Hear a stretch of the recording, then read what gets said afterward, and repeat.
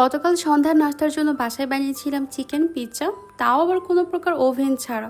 আর পিৎজাটা এতটাই পারফেক্ট হয়েছে যে এরপর থেকে আর দোকানের পিৎজা কিনে খেতেই ইচ্ছা করবে না। আসসালামু আলাইকুম সবাইকে, কেমন আছেন সবাই? হোপফুলি যে যেখান থেকে ভিডিওটা দেখছেন সবাই অনেক অনেক ভালো আছে। তো চলো আমি বাসায় কিভাবে এত সুন্দর একটা পারফেক্ট পিৎজা বানিয়েছি তোমাদের সাথে রেসিপিটা শেয়ার করি। ফার্স্টে একটা বলে আমি হাফ কাপ পরিমাণ মতো কুসুম গরম পানি নিয়ে নিয়েছি।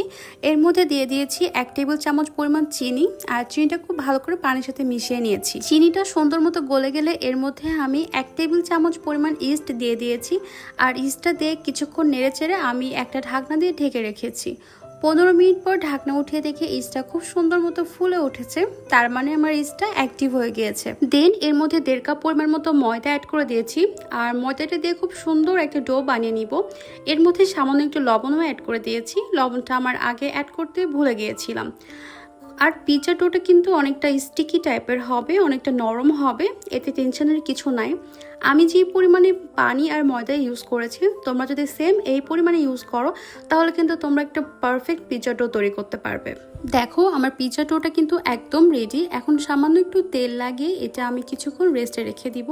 তোমরা চাইলে সারা রাত রেস্টে রেখে দিতে পারো, বাট আমি এখন 1 ঘন্টা মতো এটা রেখে দিব। পিৎজা ডোটা আমি এক সাইডে রেস্টে রেখে দিলাম, আর এখন আমি পিৎজার টপিংসগুলো সবকিছু রেডি করে নিব। সেই দিন কুষ্টিয়া মিনাবাজার গিয়েছিলাম, আর মিনাবাজার থেকে একটা বেবি কর্ন আর একটা মাশরুমের ক্যান এনেছিলাম।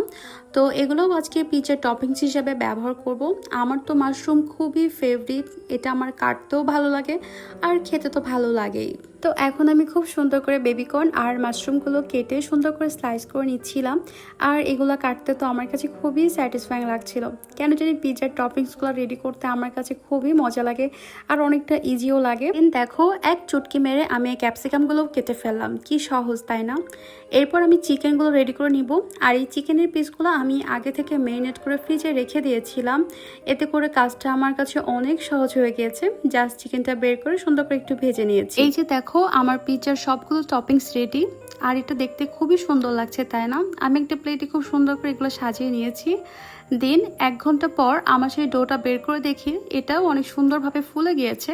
তো এটা আমি মাখাতে যাচ্ছিলাম, বাট আমার বোন বলল এটা মাখানো লাগবে না। ও একটা শেপের ভিডিও দেখেছে, এটা জাস্ট এরকম একটু গুঁড়ার মধ্যে একটু মাখিয়ে নিয়ে সরাসরি স্প্রেড করে দিলেই হয়ে যাবে।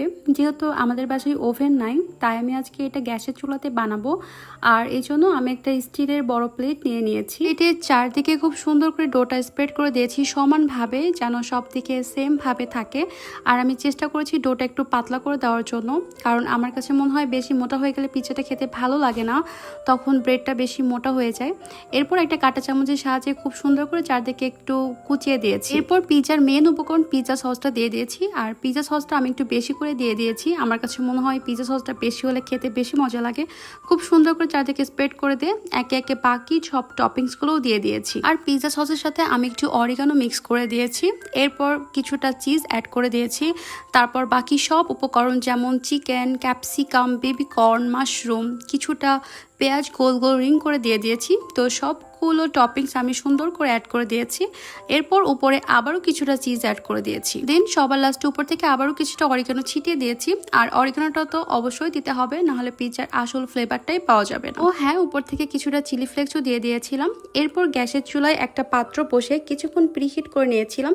এর মধ্যে একটা স্ট্যান্ড দিয়ে তারপর আমার পিৎজার ট্রেটা দিয়ে দিয়েছিলাম। ওর মধ্যেই পিৎজাটা একদম পারফেক্টলি বেকড হয়ে গিয়েছে।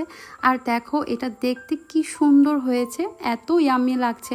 খেতে তো একদম পারফেক্ট হয়েছিল, একদম 10 on 10। তোমরা যারা পিৎজা বানাতে পারো না অবশ্যই কিন্তু ট্রাই করো। আর তোমাদের যদি আমার রেসিপিটা ভালো লেগে থাকে অবশ্যই কিন্তু কমেন্ট করে জানিও। আজকের মতো বাই।